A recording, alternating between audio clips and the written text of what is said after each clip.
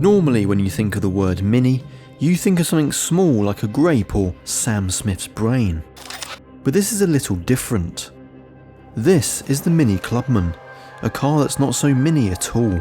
In fact, it's roughly the same length as the Golden Gate Bridge.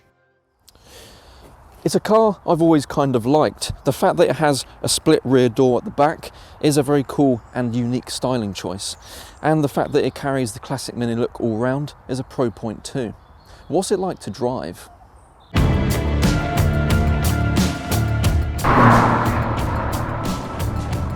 On the road, the Mini Clubman feels a lot softer than the hatchback versions, although it's still been designed with driver involvement as a priority. There are different driving modes on this car as well. You can have it in green mode for the more economical style of driving, like motorways or city driving. And you can have it on sport mode, which basically stiffens the suspension, and the gearbox is a bit more leeway to higher revving. And then you can have it on the mid mode, which is just the normal one, and that's a nice in between of both. I think I'll have it in the sport mode. One thing I do like about this car is the steering. It feels very responsive, and in sport mode even more so, with the suspension to go along with it. It is a nice sort of car to drive around country roads, and I'd imagine quite nice on a road trip.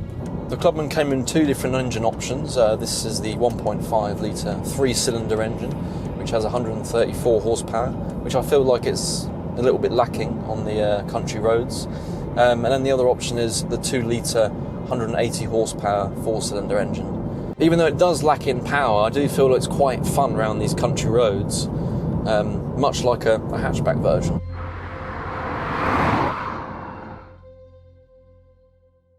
So let's have a look around the car. As you can see, it's sort of a finished blue metallic sort of colour, and it's got a racing stripe on it as well, which obviously, as we know, adds several horsepower.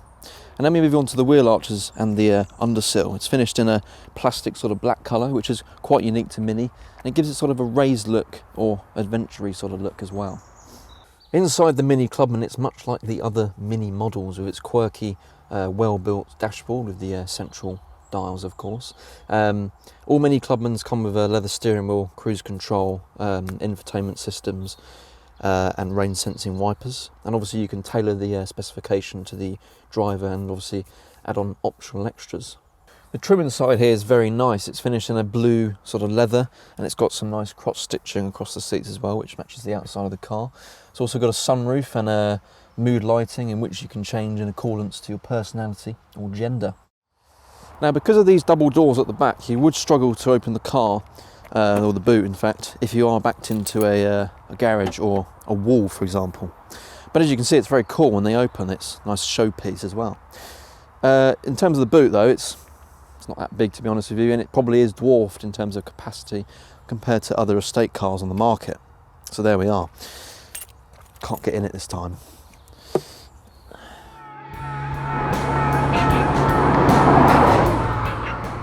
Another down point to this car is it is quite spendy. I mean, you're looking at around 20 to 25,000 pounds for a decent spec one with low mileage, and they were even more than that when they were new.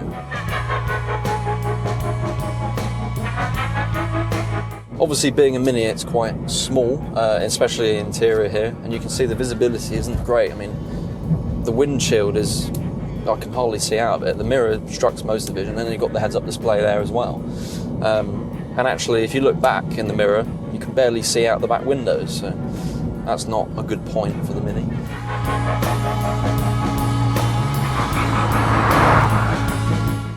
If you are looking for a car for your family, then I would probably go to something else that's a little bit bigger. Having said that, this is a nice middle ground between, an estate car and a hatchback, which would obviously appeal to some people.